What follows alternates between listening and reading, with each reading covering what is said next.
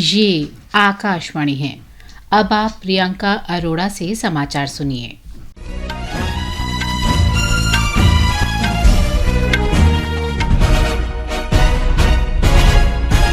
लोकसभा चुनाव के पहले और दूसरे चरण के लिए चुनाव प्रचार जोरों पर है। विभिन्न राजनीतिक दलों के स्टार प्रचारक रैलियां और जनसभाएं कर रहे हैं।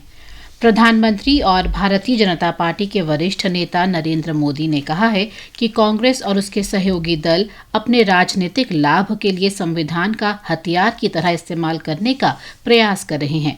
बिहार में गया के गांधी मैदान में जनसभा को संबोधित करते हुए उन्होंने कहा कि विपक्षी दलों की ओर से लोगों को गुमराह करने के लिए ये झूठ गढ़ा जा रहा है कि भारतीय जनता पार्टी संविधान बदल देगी।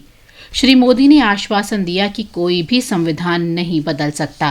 बिहार में पूर्ववर्ती राष्ट्रीय जनता दल शासन की आलोचना करते हुए उन्होंने कहा कि राष्ट्रीय जनता दल जंगल राज और भ्रष्टाचार का चेहरा है। बाद में पूर्णिया में एक अन्य रैली को संबोधित करते हुए श्री मोदी ने विपक्ष पर वोट बैंक की राजनीति करने और सीमांचल पूर्णिया क्षेत्र में अवैध घुसपैठ की अनुमति देकर सुरक्षा के साथ समझौता करने का आरोप लगाया। भाजपा नेता और केंद्रीय मंत्री अनुराग सिंह ठाकुर ने जम्मू कश्मीर के किश्तवाड़ में आज एक चुनावी सभा को संबोधित किया।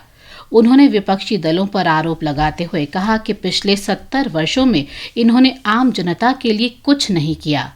प्रसार भारती के साथ एक विशेष साक्षात्कार में श्री अनुराग ठाकुर ने कहा कि मोदी सरकार के पिछले 10 वर्षों के शासन में जम्मू कश्मीर में हर क्षेत्र में जबरदस्त विकास हुआ है। उन्होंने कहा कि इस साल जम्मू कश्मीर में विधानसभा चुनाव कराए जाएंगे। भाजपा की नीति इस बारे में स्पष्ट है। कांग्रेस नेता प्रियंका गांधी वाड्रा ने असम के जोरहाट जिले में एक रोड शो किया। पश्चिम बंगाल की मुख्यमंत्री और तृणमूल कांग्रेस की प्रमुख ममता बनर्जी कल सिलचर में प्रचार करेंगी। असम में 14 लोकसभा सीटों के लिए 3 चरणों में मतदान होगा। बहुजन समाज पार्टी ने लोकसभा चुनाव के लिए 11 और उम्मीदवारों के नामों की घोषणा की है। वाराणसी से प्रधानमंत्री और भारतीय जनता पार्टी के उम्मीदवार नरेंद्र मोदी के खिलाफ पार्टी ने अतहर जमाल लारी को मैदान में उतारा है। इस बीच पार्टी ने मैनपुरी लोकसभा क्षेत्र से उम्मीदवार बदल दिया है और शिव प्रसाद यादव को टिकट दिया है। भारतीय जनता पार्टी ने लोकसभा चुनाव, ओडिशा विधानसभा तथा तेलंगाना तथा उत्तर प्रदेश में विधानसभा उपचुनाव के लिए प्रत्याशियों की सूची जारी की है। पार्टी ने ओडिशा विधानसभा चुनाव के लिए अपने 21 उम्मीदवारों के नामों की घोषणा की है। पार्टी ने महाराष्ट्र, पंजाब, उत्तर प्रदेश और पश्चिम बंगाल में लोकसभा चुनाव के लिए 7 प्रत्याशियों की सूची जारी की है।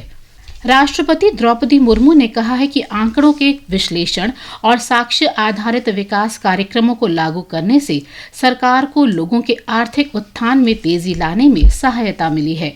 राष्ट्रपति भवन में आज भारतीय आर्थिक सेवा के परिवीक्षाधीन अधिकारियों को संबोधित करते हुए उन्होंने युवा अधिकारियों से नीति संबंधी सुझाव देते समय या अपने कार्यस्थल पर कोई निर्णय लेते समय देश गरीब और पिछड़े वर्गों के हितों की बात ध्यान में रखने की अपील की।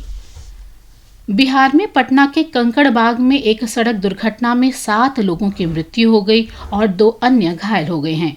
पुलिस के अनुसार ये दुर्घटना सुबह राम लखन सिंह रोड पर हुई, जब सवारियों को ले जा रहा एक ऑटो रिक्शा मेट्रो रेल परियोजना की क्रेन से टकरा गया। मुख्यमंत्री नीतीश कुमार ने इस दुर्घटना पर दुख व्यक्त किया है।